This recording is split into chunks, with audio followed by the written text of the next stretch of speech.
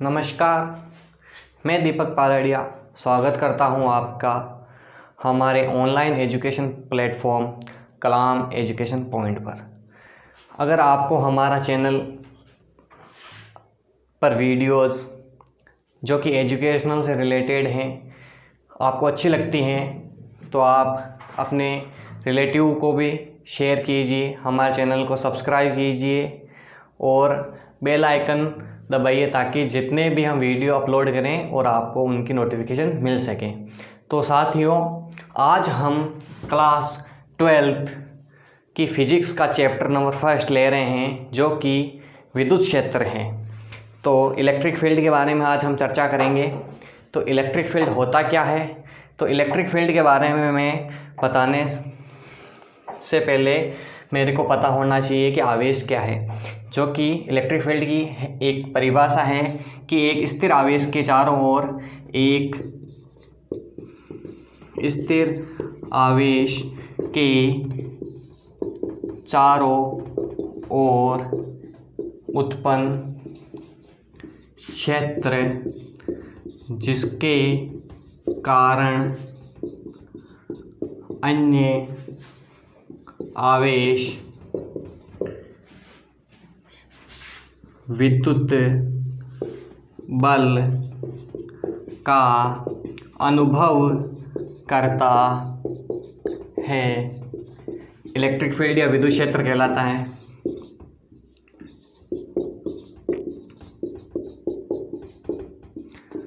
तो साथियों ध्यान से देखिएगा, मैं विद्युत क्षेत्र के बारे में बता रहा हूँ। तो ये मैंने बोला कि एक स्थिर आवेश, इसका मतलब आवेश होना चाहिए स्टेबल आवेश से मतलब है कि एक स्थिर आवेश है और जब वो एक ऐसा फील्ड जनरेट करता है, जब कोई दूसरा आवेश आता है तो वो अपने आप में एक विद्युत बल का अनुभव करता है जो उसकी प्रकृति पर निर्भर करता है कि वो आकर्षित होगा या प्रतिकर्षित होगा। ये हम बाद में देखेंगे, लेकिन सबसे पहले आपके मन में सवाल उठता होगा कि आवेश क्या है।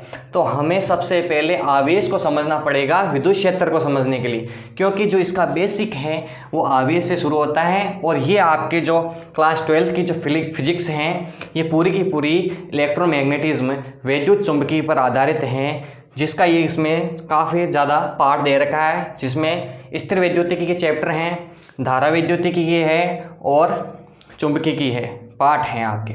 तो विद्युत क्षेत्र चैप्टर नंबर 1 है आपके। इस विद्युत क्षेत्र को पढ़ने से पहले मेरे को आवेश के बारे में पता होना चाहिए।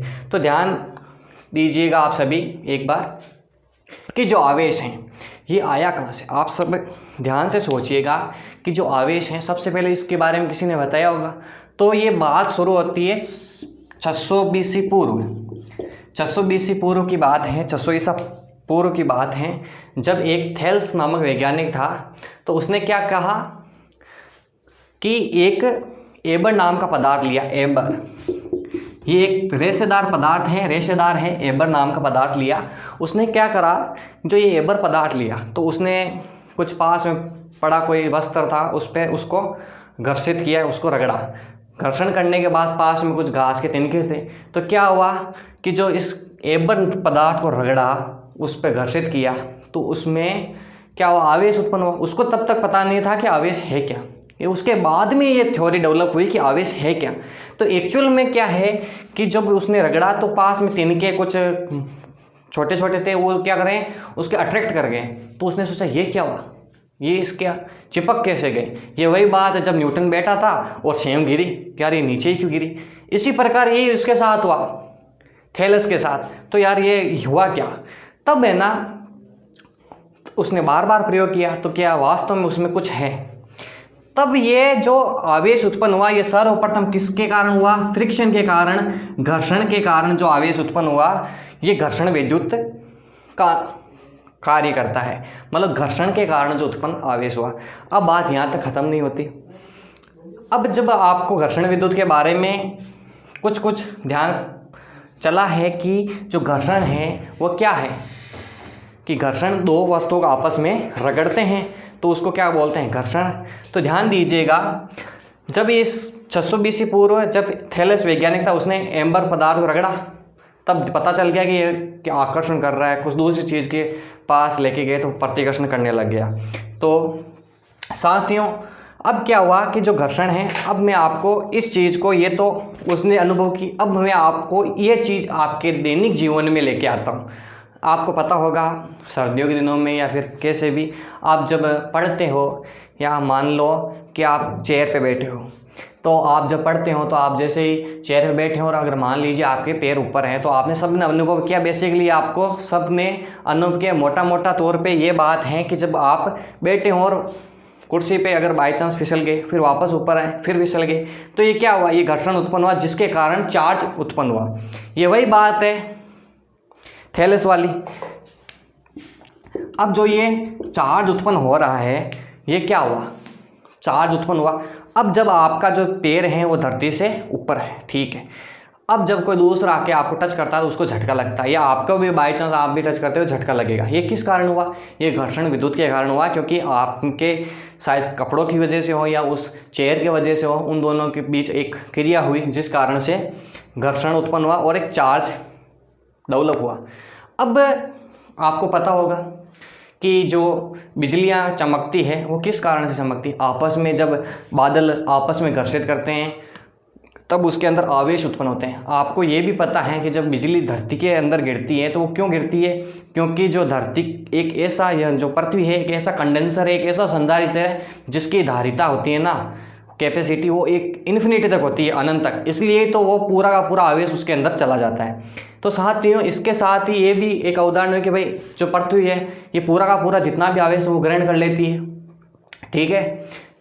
तो अब क्या होता है, जो धारिता होती है ना पृथ्वी की, ये एक इन्फिनिटी तक होती है, और वो क्या करती है, जैसे कि अब जब अगर हम मान लो कि अगर अपन को और अनुभव करना है, तो मान लीजिए अगर हम वो अपन ने जो कुर्सी पर करा अनुभव, वो बैठ लिया और चप्पल पहन ली, अगर हम जब जाके किसी दूसरे को टच करते हैं, अगर हमको झटके से बचना है तो हम चप्पल खोल देते हैं और पृथ्वी पर आ जाते हैं, मतलब पृथ्वी का हम भू संपर्कित मत करते हैं, यानी अर्थिंग कर लेते हैं। अर्थिंग करने से क्या होगा, जितने भी आवेश होंगे वो हमारे अंदर चले जाएंगे, हमारे क्या सॉरी पृथ्वी के अंदर चले जाएंगे, इसका मतलब हमारा अर्थिंग हो गया। आपको ये भी पता होगा जो 3 पिन होती है ना, 3 पिन, ये 2 पिन तो क्या करती है, ये तो विद्युत का संचालन करती है। जो तीसरी पिन होती है ना, वो क्या करती है, तीसरी पिन अर्थिंग का काम करती है। अगर बाई चांस मान लो आवेश ज़्यादा आ गया तो क्या हो।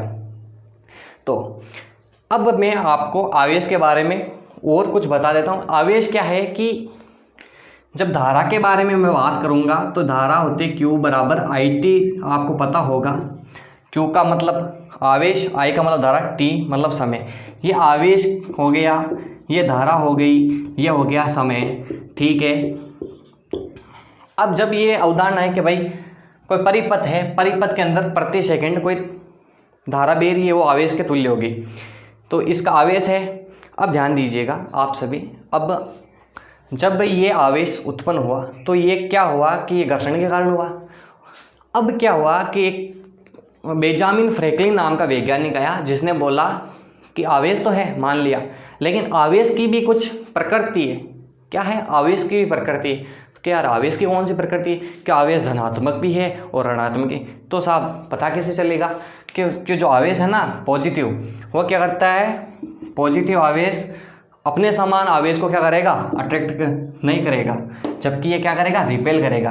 मतलब समान समान के बीच में रिपेल होगा, मतलब प्रतिकर्षण होगा। क्या होगा, प्रतिकर्षण। और जब अगर विपरीत आवेश होंगे, जैसे प्लस हो गया और ये माइनस हो गया, तो इसके अंदर क्या होगा, आकर्षण, इसमें अट्रैक्शन होगा, आकर्षण होगा।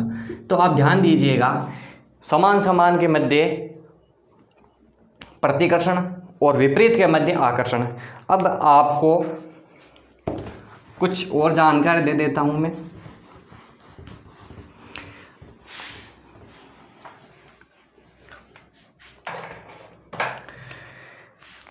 घर्षण विद्युत के बारे में मैंने बताया कि जब किसी पदार्थ को घर्षित किया जाता है या 2 पदार्थों को आपस में रगड़ा जाता है तो क्या होता है, घर्षण होता है। घर्षण के कारण कोई पदार्थ है वो सामान्य से भिन्न एक व्यवहार उत्पन्न करता है, यानी कि सामान्य से भिन्न मतलब या तो आकर्षित हो गया या प्रतिकर्षित हो गया। यानी कि अगर मान लो कोई न्यूट्रल है, उदासीन है, तो वो तो पड़ा है। अब मान लीजिए किसी कंघे को मैंने लिया और मैंने बालों पे रगड़ा और जो कागज़ के टुकड़े हैं वो स्टेबल हैं, स्थिर है। अब जब ये उदासीन है, तब मैंने इस पर क्रिया की, इसका मतलब क्या हुआ, एक सामान्य से भिन्न व्यवहार उत्पन्न हुआ। तो घर्षण के कारण पदार्थ क्या करते हैं, वैद्युतीय बल का अनुभव करते हैं, जिस कारण से क्या होता है, वो आकर्षण या प्रतिकर्षण अपनी प्रकृति के अनुसार डिसाइड करते हैं कि भाई आकर्षित होगा या प्रतिकर्षित होगा। इसी के साथ जब बेंजामिन फ्रैंकलिन ने कहा कि जो प्लस माइनस है, ठीक है, दो आवेश हो गए, एक धनात्मक एक ऋणात्मक। अब आपसे एक सवाल है कि मान लीजिए ये प्लस चार्ज है, ये एक माइनस चार्ज है, यहाँ पे एक उदासीन है, तो अब मेरे को बताओ अगर ये इसके पास है एक एक बार या ये, तो आकर्षण होगा या प्रतिकर्षण होगा या कुछ कह नहीं सकते, ये भी तो है, या कुछ नहीं। अब आप खुद सोच के बताइए कि इसमें आकर्षण होगा, प्रतिकर्षण होगा, या कुछ कह नहीं सकते या कुछ नहीं। तो साहब इसका उत्तर क्या होगा, आप खुद सोचिए। इसका उत्तर होगा सिर्फ आकर्षण, क्योंकि जो आकर्षण बल है वो विपरीत आवेशों के मध्य और उदासीन वस्तु के मध्य होगा। आप बोल रहे हैं आकर्षण क्यों होगा, प्रतिकर्षण तो नहीं होगा। तो इसका सीधा सीधा उत्तर है, जब मान लीजिए आपने कंघे को अपने बालों में रगड़ा, रगड़ने के बाद कागज़ के जो टुकड़े हैं वो क्या है, स्टेबल हैं, स्थिर हैं। जब आपने उसके पास में लेके गए तो क्या हुआ, वो आकर्षित महसूस करा, उसके चिपक गए। इसका मतलब कि वो सामान्य से भिन्न तो व्यवहार कर रहा है, वो तो हो गया वैद्युतीय बल। अब जो उदासीन था, इसका मतलब उसके आकर्षण हुआ, आकर्षण होने के कारण वो उसके चिपका, ये इसी कारण से आकर्षण। अगर वो प्रतिकर्षित होगा, इसका मतलब प्रतिकर्षण तो तभी होगा जब समान प्रकृति के आवेश मिलेंगे, ठीक है। ठीक, इसके बाद में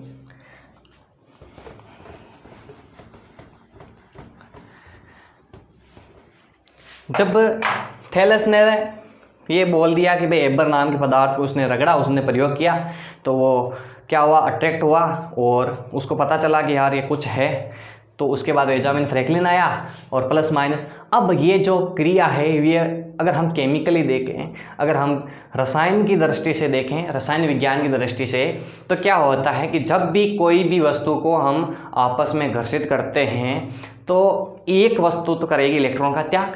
जो वस्तु इलेक्ट्रॉन का त्याग करेगी वो होगी धनात्मक, और जो इलेक्ट्रॉन को ग्रहण करेगी वो क्या होगी, ऋणात्मक। तो ध्यान दीजिएगा, जब हम NaCl की संरचना के बारे में पढ़ते हैं तो Na क्या है, Na यहाँ पे 11, ये 23, इसके अंदर क्या है 2, 8 और 1। ये स्टेबिलिटी क्या करता है, एक इलेक्ट्रॉन त्याग कर दिया, एक इलेक्ट्रॉन त्याग करने के बाद में क्या बना, Na+ बनाना बन गया साहब। ये स्टेबिलिटी के लिए एक इलेक्ट्रॉन त्याग कर दिया। अब जो क्लोरीन है, क्लोरीन यहाँ पे मान लो 17 है, ये 35, इसका क्या है 2, 8 और 7। ये जो इसने एक इलेक्ट्रॉन त्याग किया वो एक इसने ग्रहण कर लिया, इसका मतलब ये क्या बन गया, Cl-। ध्यान दीजिएगा, यहीं पे आवेश संरक्षण रहता है, क्योंकि आवेश एक संरक्षित राशि है जिसको न तो उत्पन्न किया जा सकता है नहीं नष्ट। यहाँ पे जो चार्ज एक्स्ट्रा था वो ये क्या करेगा, ये ग्रहण करेगा। तो यहाँ पे क्या हो जाएगा 2, 8, 8, ये स्टेबल हो गया। तो ये जब NaCl की संरचना बनती है तो एक आयनिक बॉन्ड बनता है, इसके पीछे क्या बनता है, आयनिक बंध। बेसिकली ये आप सबको पता है, मोटी मोटी बातें हैं, आपको ये सब पता है, लेकिन मैं ये बता रहा हूँ कि जो आवेश है ये एक संरक्षित राशि है। तो और ये आवेश की जब मैं बात करता हूँ तो ये भी मैंने आपको एक पॉइंट दे दिया कि आवेश घर्षण के कारण हुआ। अब घर्षण के कारण क्या हुआ कि कोई ना कोई वस्तु एक तो इलेक्ट्रॉन का त्याग करेगी, और जो इलेक्ट्रॉन को त्याग करेगी वो क्या होगी, पॉजिटिव, और जो मान लीजिए इलेक्ट्रॉन को ग्रहण कर रही है वो क्या होगी, नेगेटिव। इसी कारण उसमें आकर्षणीय बल उत्पन्न होगा। अगर मान लीजिए समान समान हैं तो क्या होगा, प्रतिकर्षण होगा। तो ध्यान दीजिएगा आप। अब मैं आपको हमारे मेन टॉपिक है विद्युत क्षेत्र, उसके बारे में बता रहा हूँ। तो विद्युत क्षेत्र है क्या, उसके बारे में बताने से पहले मेरे को विद्युत क्षेत्र, यहाँ तक हम विद्युत क्षेत्र के बारे में एक परिभाषा पढ़ी और हमने आवेश के बारे में पढ़ लिया। तो मैं एक बार रिवीजन करवा देता हूँ कि आवेश है क्या। कि आवेश जब किसी दो वस्तु को आपस में रगड़ा जाता है तो घर्षण के कारण कोई पदार्थ सामान्य से एक भिन्न व्यवहार दर्शाता है, जिसके कारण या तो वो अपनी समान वस्तु को प्रतिकर्षित करेगा या आकर्षित करेगा। तो अब मैं विद्युत क्षेत्र की बात करता हूँ। तो विद्युत क्षेत्र, अब हमारा चैप्टर यहाँ से शुरू होता है। इतनी देर से तो हम बेसिक पढ़ रहे थे कि जो आवेश हैं वो है क्या। अब हम विद्युत क्षेत्र पे जाएंगे। तो मैंने सबसे पहले एक स्थिर आवेश के बारे में बात की कि एक स्थिर आवेश के चारों ओर उत्पन्न क्षेत्र या आवेशों के चारों उत्पन्न क्षेत्र जिसके कारण कोई अन्य आवेश उसके फील्ड में आता है तो वो एक बल का अनुभव करता है, और वो बल होता है विद्युतीय बल, जिसके कारण आवेश अपनी प्रकृति के अनुसार या तो आकर्षण का बल दर्शाता है या प्रतिकर्षित होता है। ठीक है साहब। अब ध्यान दीजिएगा आप सभी, जब मैं विद्युत क्षेत्र के पूरी चर्चा करने जा रहा हूँ आपसे। अब दीजिए, मैंने बोला कि एक जो विद्युत क्षेत्र हैं ये आवेश पर निर्भर करता है। तो मान लीजिए एक क्यू आवेश है। ठीक है साहब, क्यू आवेश है, ये मान लीजिए मैंने आवेश बता दी है प्लस क्यू आवेश है। ठीक है, प्लस क्यू आवेश से मान लीजिए कुछ जनरेट हो रहा है। एक मैंने मान लीजिए कि यहाँ पे एक Q0 है, ये Q0 धन परीक्षण आवेश है, एक टेस्ट चार्ज है, एक धन परीक्षण आवेश है, यह एक टेस्ट चार्ज है, पॉजिटिव टेस्ट चार्ज। तो साहब ये टेस्ट चार्ज बिल्कुल छोटा है, इसकी जो लिमिट है वो लिमिट है Q0 टेंड्स टू 0, बिल्कुल छोटा सा है। अब मैंने ये कहा कि साहब ये तो एक विद्युत क्षेत्र उत्पन्न करेगा, ये नहीं करेगा क्या? लेकिन नहीं, क्योंकि इसके Q0 का मान क्या है, 0 के लमसम है, तो ये नहीं करेगा, ये करेगा। तो साहब इसमें क्या होता है, जो रेडियली इसकी क्या निकलती है, आउटवर्ड फोर्स ऑफ लाइन्स निकलती हैं, इलेक्ट्रिक लाइन ऑफ फोर्स, जो विद्युत बल रेखाएँ होती हैं वो निकलती है। तो साहब ये ऐसे इसके रेडियली आउटवर्ड्स निकलती है, लंबवत निकलती हैं साहब, ये मान ली मैंने। ठीक है, इधर से भी इधर से भी। इन चीज़ों से मेरे को एक पता चल गया कि जो धन आवेश हैं उनसे जो विद्युत बल रेखाएं निकल रही हैं, इलेक्ट्रिक लाइन ऑफ फोर्स निकल रही हैं, वो इनसे बाहर की ओर निकलती है। अब ये है Q0, मान लीजिए ये Q0 यहाँ पे है। जब ये इसके अंदर आएगा, मान लीजिए आया, तो ये क्या करेगा, ये धन है, ये भी धन है, तो ये रिपेल करेगा। ये सोचेगा यार अपन को धक्का कौन दे रहा है, ये इधर गति करेगा। यानी कि जब ये इधर आया इसके संपर्क में, तब ये विद्युत क्षेत्र के अंदर आया, तो ये इलेक्ट्रिक फील्ड के अंदर आया, तो ये क्या कर रहा है, एक फोर्स का अनुभव कर रहा है, और ये विपरीत दिशा में जा रहा है। तब ये कहेगा यार ये क्या हो रहा है, ये बिल्कुल छोटा सा चार्ज है, इस पर ऐसा प्रतिकर्षण लग रहा है। अब देखिएगा, अगर मान लीजिए ये अगर यहाँ पे होता, ये चार्ज यहाँ पे, तो ये इधर अनुभव करता, मतलब अगर ये यहाँ पे होता Q0 तो ये इधर जाता। यानी कि इसका मतलब है जो चार्ज हैं उसके चारों ओर एक ऐसा क्षेत्र है। ये जितनी भी ये लाइंस हैं ये काल्पनिक है, ये इमेजिनरी कर्व है, ये काल्पनिक वक्र होती हैं। जब मैं आपको विद्युत बल रेखाओं के बारे में बताऊंगा तब हम इसके बारे में और डिटेल से चर्चा करेंगे। अब मान लीजिए ये तो कर रहा है प्रतिकर्षण। अब मैंने माना कि यहाँ पे मान लीजिए -Q चार्ज है, तब क्या होगा, जो विद्युत बल रेखा होगी वो रेडियली क्या होगी, अंदर की ओर जाएगी। ये तो आउटवर्ड है, ये इनवर्ड है, इसके अंदर जाएगी साहब। अब मान लीजिए कोई भी जो Q0 आया, वो Q0 मान लीजिए यहाँ पे है, तो वो इधर की ओर जाएगा, इधर की ओर आकर्षित महसूस करेगा, क्योंकि इसकी प्रकृति ऐसी है साहब। ये पॉजिटिव हो गया, ये नेगेटिव हो गया, ये आपस में क्या हो गया, आकर्षण होगा, अट्रैक्शन होगा। तो विद्युत क्षेत्र क्या हो गया कि एक स्थिर आवेश है, स्टेबल, मतलब V का मान क्या है साहब, 0, ये गतिमान नहीं है। तब Q0 आया, एक धन परीक्षण आवेश आया, और ये इसके अंदर दूर भाग गया विद्युतीय बल के कारण, इसके अंदर आया, ये अट्रैक्ट हो गया। तो ये जब बातें मैं कहता हूँ तो आप सोचेंगे कि चलो आवेश तो स्थिर हैं, तब ये विद्युत क्षेत्र उत्पन्न हुआ। अगर मान लीजिए अगर यहाँ पे आवेश गतिमान हो तब कौन सा होगा, भाई ज़रूर थोड़ी आवेश स्थिर हो, गतिमान हो तब। अगर आवेश गतिमान है तो उस पर 2 फोर्स लगेंगे, अगर वो भी नियत वेग से। ध्यान दीजिएगा, अगर आवेश गतिमान है, गतिमान आवेश है, तो उस पर 2 फोर्स लगेंगे, वो भी नियत वेग के साथ। अगर वेग है कांस्टेंट, तो गतिमान आवेश है, अगर कोई गतिमान आवेश है उस पर एक तो विद्युत क्षेत्र उत्पन्न होगा और एक चुंबकीय क्षेत्र, मतलब कि दोनों उत्पन्न होंगे। ये क्वेश्चन आया हुआ भी है बोर्ड के अंदर क्लास 12 में आरबीएससी की बोर्ड के अंदर आया हुआ है कि गतिमान आवेश पर उत्पन्न कोई दो क्षेत्रों के नाम लिखिए, तो आप क्या लिखोगे, विद्युत क्षेत्र और चुंबकीय क्षेत्र।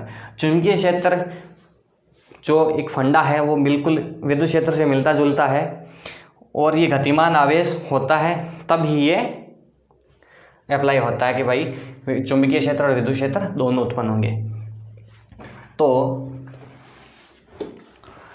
अब विद्युत क्षेत्र के बारे में मैंने बात कर ली, अब मैंने आवेश भी बता दिया, विद्युत क्षेत्र होता है क्या, इसका मतलब बल उत्पन्न हो रहा है। अब यहाँ पे बात आती है बल की।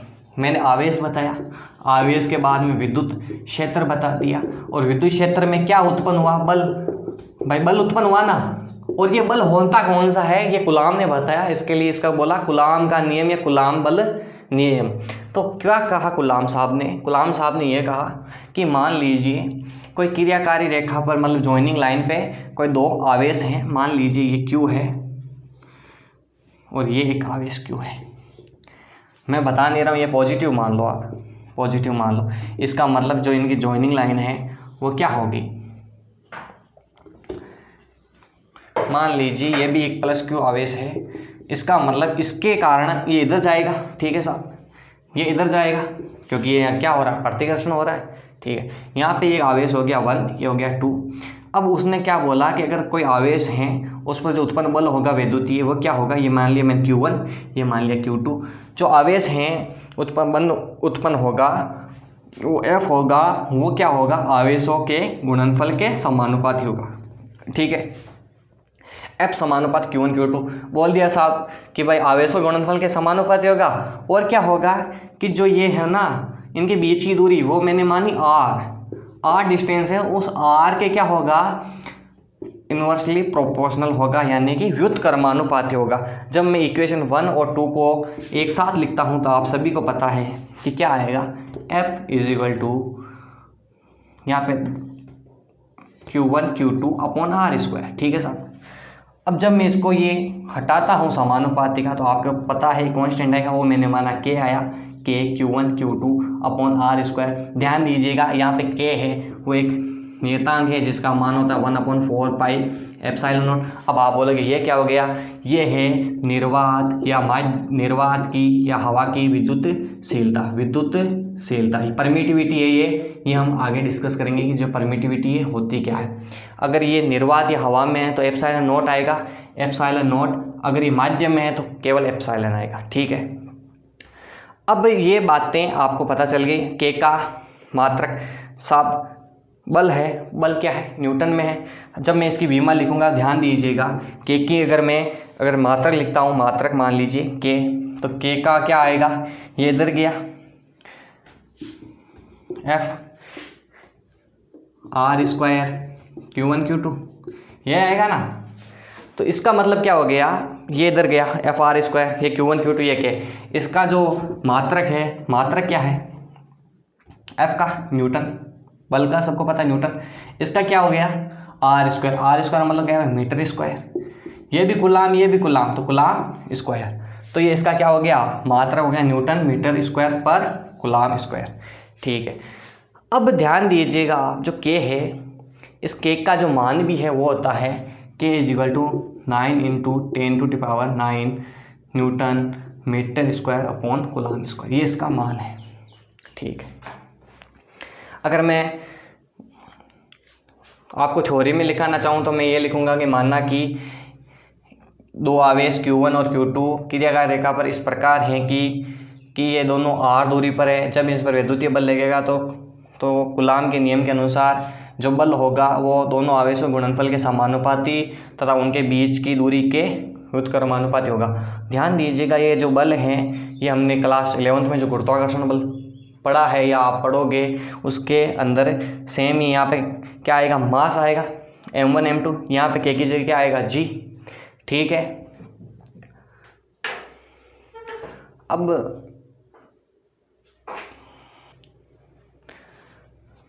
k का मान हो गया, मात्रा हो गया। अब ध्यान दीजिएगा आप सभी, जो मेरे पास में ये 1/4 पाई एप्सिलॉन नॉट है, इसका मान होता है, जो एप्सिलॉन नॉट होता है इसका मान होता है, ध्यान दीजिएगा 8.854 × 10⁻⁻12 coulomb square upon newton metre square, ये होता है एप्सिलॉन नॉट का मान।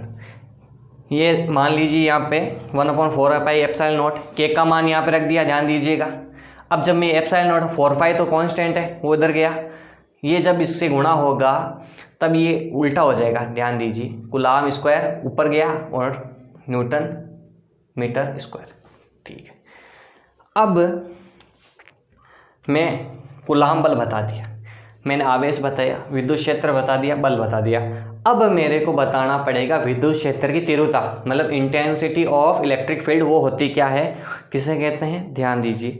अब यहाँ से ही बात शुरू होती है, जो ये इंटेंसिटी है इसका जो फॉर्मूला होगा वो सब जगह ही काम में आएगा आने वाले 4 चैप्टर तक।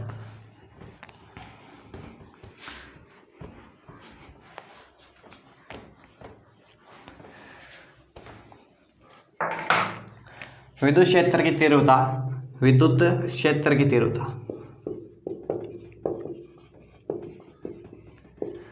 और ये विद्युत क्षेत्र की तीव्रता है जो किसके कारण है, एक पॉइंट चार्ज के कारण है। पॉइंट चार्ज मतलब एक बिंदु आवेश, ए पॉइंट चार्ज ड्यू टू। अब ध्यान दीजिएगा, मान लीजिए मैंने एक आवेश लिया, या मान लीजिए ये क्यू आवेश है, ये पॉजिटिव आवेश है, ये यहाँ पे है ए पॉइंट पे। इससे यहाँ से इसका मान लीजिए, इसकी जो इंटेंसिटी है वो यहाँ तक है, मान लीजिए बी पॉइंट तक, ये मान लीजिए यहाँ पे।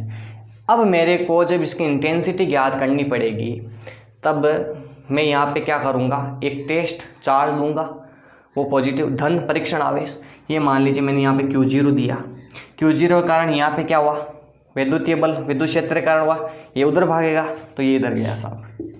अब ये इधर गया, ठीक है। ध्यान दीजिएगा, जब इसके अंदर कूलाम बल लगेगा, मैंने बता दिया बल आपको।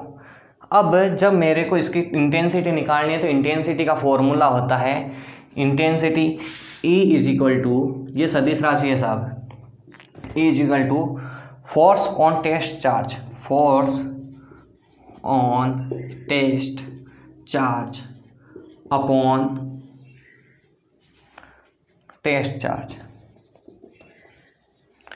ये इंटेंसिटी है इसकी ई की, यानी विद्युत क्षेत्र की तीव्रता, और विद्युत क्षेत्र की तीव्रता मतलब ये दिशा दे रहा है साहब, इधर दिशा, इसका मतलब ये क्या है, सदिश राशि। तो फोर्स ऑन टेस्ट चार्ज, ध्यान दीजिएगा इस पर कौन सा फोर्स लगेगा, कूलाम बल, मतलब यहाँ पे तो हो गया ये F, ये भी सदिश है साहब, और टेस्ट चार्ज क्या है, Q0 है, ये Q0 लिख दिया भाई। मैंने धन परीक्षण आवेश दिया, वो क्या है, Q0 है, तो E is equal to F upon Q0। अब देखिएगा समीकरण 1 में बनाता हूँ तो मैं किस प्रकार बनाऊँगा, ये जो Q है और ये क्या है, Q0। अब इस पे जब मैंने बताया विद्युत क्षेत्र के भाई एक स्थिर आवेश है, ये स्टेबल था, कोई अन्य आवेश आया तो उसके एक विद्युत बल का अनुभव करा और इलेक्ट्रिक फील्ड के कारण हुआ ये सब, तो उसके कारण एक बल उत्पन्न हुआ, और वो बल क्या है, कूलाम बल। और कूलाम बल क्या है कि भाई कूलाम बल मैंने पढ़ा कि F बराबर क्या है, K Q1 Q2 upon R square है। अब इसके बीच की डिस्टेंस भी मैंने R मान ली कि भाई ये जो मैंने परीक्षण आवेश दिया ये R तक है, ठीक है। अब आप ध्यान दीजिएगा, Q1 की जगह मैं इस पे मान रखूँगा तो ये सूत्र है हमारे पास में, तो F रख दिया साहब, K, ठीक है। Q1 की जगह क्या है, Q, और जो Q2 है वो क्या है, टेस्ट चार्ज परीक्षण आवेश Q0, बीच की दूरी R स्क्वायर। ये हो गया समीकरण नंबर 1। अब मैं ये मान इस जो मेन समीकरण है हमारे इंटेंसिटी के लिए, विद्युत क्षेत्र की तीव्रता के लिए, जब मैं ये बिंदु आवेश का पर जो बल लगा कूलाम बल वो यहाँ पे रखूँगा।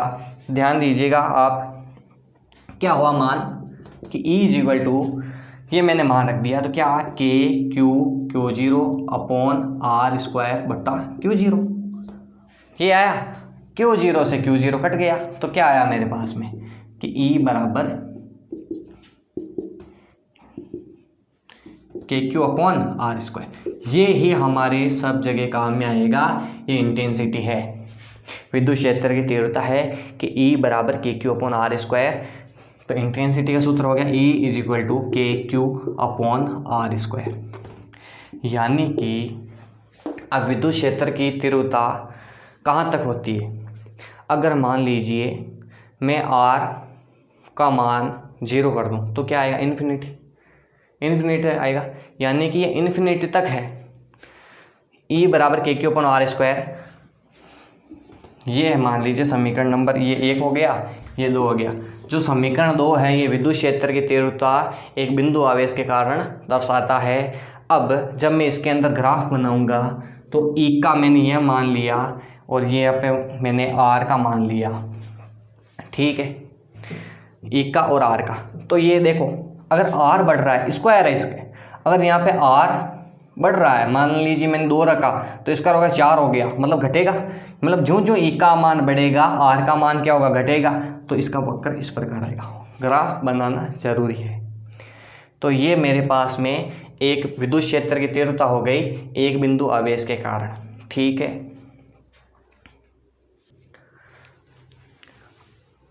ये टॉपिक तो हो गया। अब हम विद्युत बल रेखाओं के बारे में चर्चा करेंगे कि विद्युत बल रेखाएं होती क्या है। तो ये सारा खेल विद्युत बल रेखाओं का है कि ये बल रेखाएं हैं ना, यही फोर्स को उत्पन्न करती है। ये बल रेखाएं समझ में आ गई मान लीजिए तो आपको चुंबकीय बल रेखाएं भी समझ में आ जाएगी, जो कि चुंबकीय के पार्ट में आपके हैं। विद्युत बल रेखाएं जैसे कार्य करेगी वैसे चुंबकीय बल रेखाएं भी करेगी, कुछ कुछ मेन डिफरेंस हैं। तो आज देखते हैं हम विद्युत बल रेखाएं। अब तो विद्युत बल रेखाएं, इलेक्ट्रिक लाइन ऑफ फोर्स, विद्युत बल रेखाएं।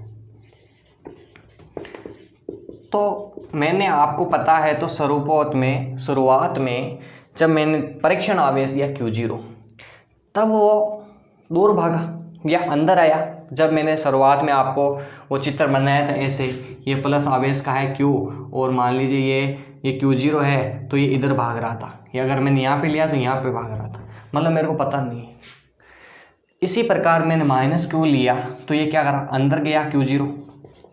तो ये मैं बता रहा हूँ ये किस कारण से हो, विद्युत बल रेखाओं के कारण। ये वास्तव में होती नहीं है, ये तो एक कल्पना है कि जो विद्युत बल रेखाएं हैं ये काल्पनिक वक्र होती हैं। तो इसकी जो डेफिनेशन है विद्युत बल रेखाओं के वो है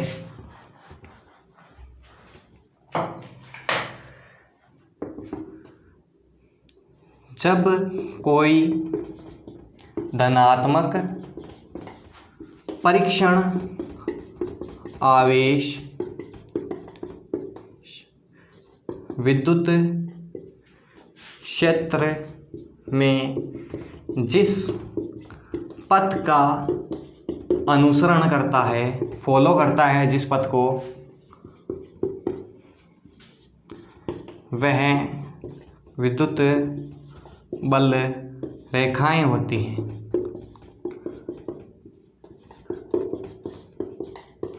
तो साहब विद्युत बल रेखा जब कोई धनात्मक परीक्षण आवेश विद्युत क्षेत्र में जिस पथ का अनुसरण करेगा वो क्या होगी, विद्युत बल रेखा होगी।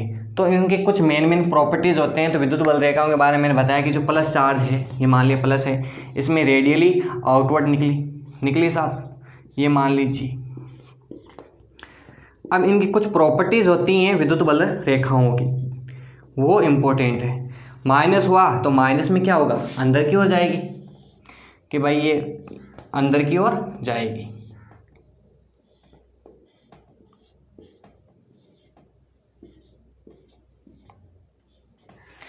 अब ध्यान दीजिए, ये जो चीज़ें हैं, ये रेखाएं निकली हुई हैं, ये वास्तव में होती नहीं है। इनका एक ये काल्पनिक वक्र हैं। ये विद्युत बल रेखाएं क्या होती है, काल्पनिक वक्र। विद्युत बल रेखाएं होती हैं वो काल्पनिक वक्र होती हैं। तो विद्युत बल रेखाएं काल्पनिक वक्र होती है। और जब मैं चुंबकीय बल रेखाओं की बात करूंगा तो वो भी काल्पनिक वक्र होती है, लेकिन वो एक बंद काल्पनिक वक्र होती है। जब हम चुंबकीय बल रेखाओं के बारे में पढ़ेंगे तब हम उसमें डिटेल से पढ़ेंगे। विद्युत बल रेखाएं तो काल्पनिक वक्र होती है, लेकिन जब मैं चुंबकीय बल रेखाओं की बात करूंगा तो एक ये क्लोज होगी, ये ओपन है, सब ओपन है। दूसरी जो विद्युत बल रेखाएं होती हैं ये हमेशा धनात्मक से शुरू होगी, यानी कि प्लस से शुरू होकर क्या होती है, माइनस तक जाती है, शुरू होकर माइनस तक गमन करती है, मतलब प्लस से शुरू होती है और माइनस तक जाती है। ठीक है। तीसरी है कि जो विद्युत बल रेखा है, मान लीजिए ये मैं डायग्राम बना रहा हूँ, ये एक विद्युत लाइन है, इलेक्ट्रिक फोर्स ऑफ लाइन है, यह विद्युत बल रेखा है, विद्युत बल रेखा।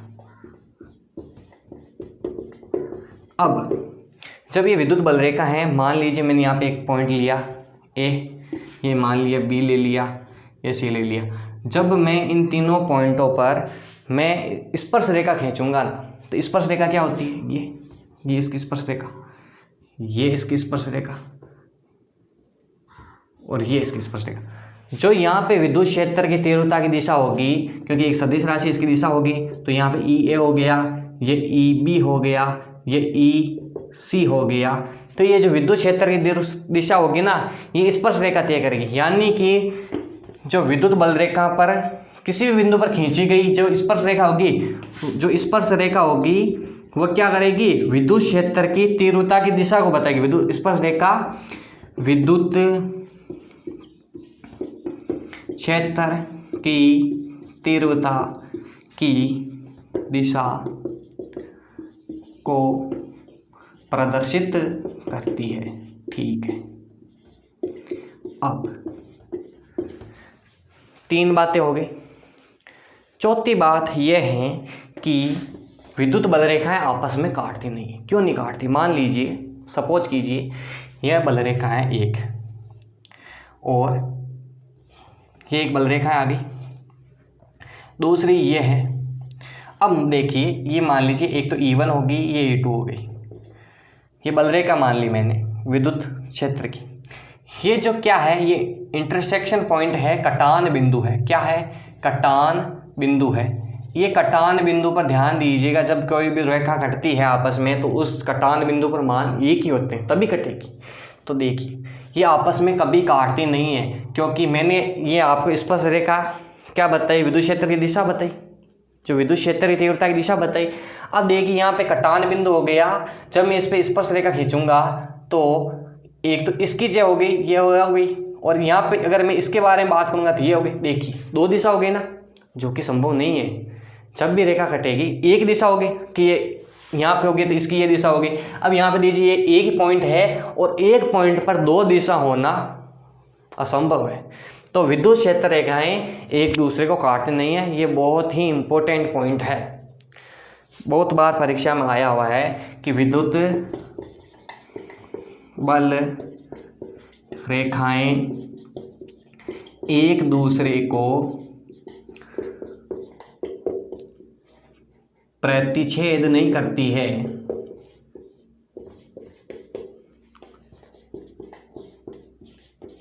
क्योंकि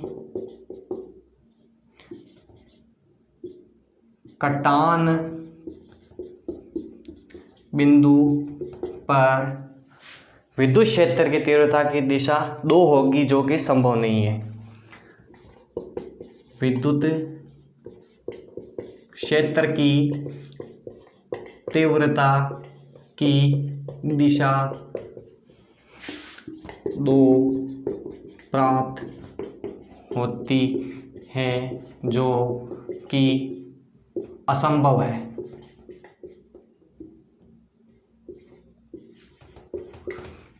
काटेगी नहीं, काटेगी तो मैंने बोला कि जो कटान बिंदु इंटरसेक्शन पॉइंट है उस पर 2 दिशा होगी, एक तो ये हो गई, एक ये हो गई। अब देखिए, अब आप एक ग्राफ समझिए, चित्र समझिए, ध्यान से दीजिएगा। ये मैंने माना कि एक पॉजिटिव है, पॉजिटिव चार्ज यहाँ पे पॉजिटिव है, इसकी जो लाइन निकलेगी वो निकलेगी, तो ये ऐसे निकल गई, मान लीजिए ये निकल रही है लाइन। अगर मान लीजिए दूसरा कोई पॉजिटिव इसके आता है तो उसकी भी निकलेगी, तो उसकी भी कैसे निकलेगी, ऐसे ही निकलेगी, ये निकल गई मान लीजिए।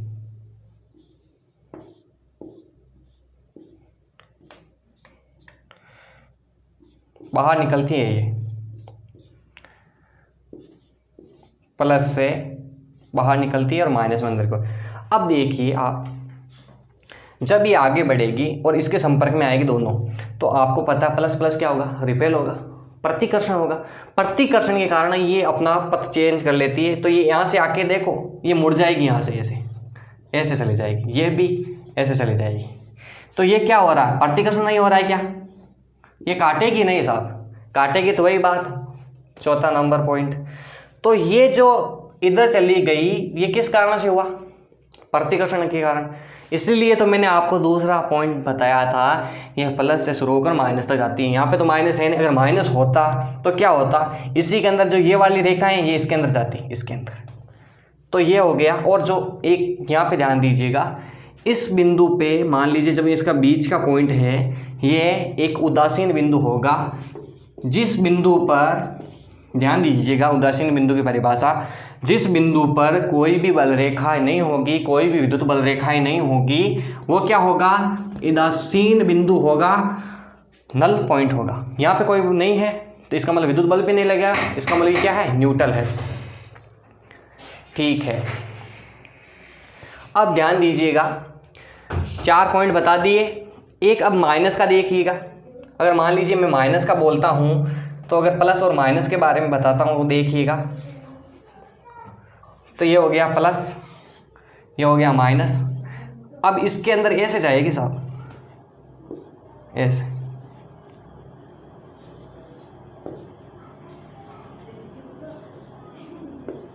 ये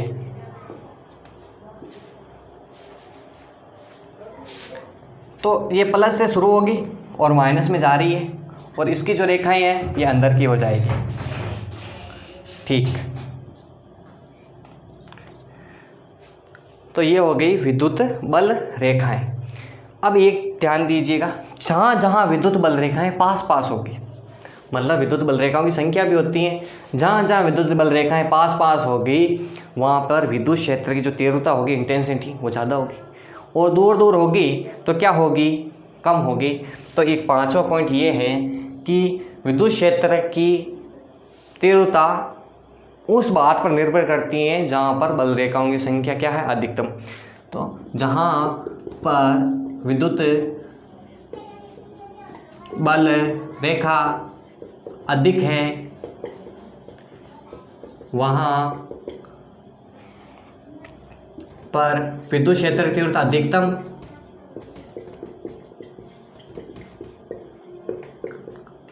अधिकतम तथा जहाँ बल रेखा की संख्या कम है वहाँ तीव्रता न्यूनतम होती है।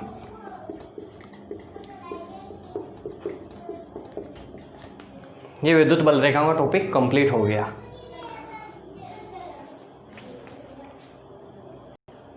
तो यहाँ तक हमारे विद्युत बल रेखा पढ़ ली। अब ध्यान दीजिएगा, इसके बाद में हमको प्रिंसिपल ऑफ सुपरपोजिशन पढ़ना है, और मैंने कुलाम्ब नियम का जो सदिश निरूपण है वो भी बताना है।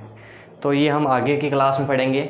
अगर आपने हमारा ये वीडियो यहाँ तक देखा है तो मैं मानता हूँ कि आपको ये पसंद आया है। आपको हमारा सपोर्ट करना है, हमारे चैनल को सब्सक्राइब कीजिए, और आपके कोई रिलेटिव जो कि क्लास 12th में है या कोई भी अन्य तैयारी कर रहा है उसको ये शेयर कीजिएगा ताकि उसका भी भला हो, और हमारे चैनल को ज़्यादा से ज़्यादा आप लोगों तक पहुँचाइए ताकि हम अपना कर्तव्य पूरा कर सकें और आप भी अपना कर्तव्य बखूबी निभा सकें। तो आप हमारे चैनल को सब्सक्राइब, लाइक, शेयर करते रहिएगा, और आपका प्यार हमें ऐसे ही देती दीजिएगा। ठीक है साहब।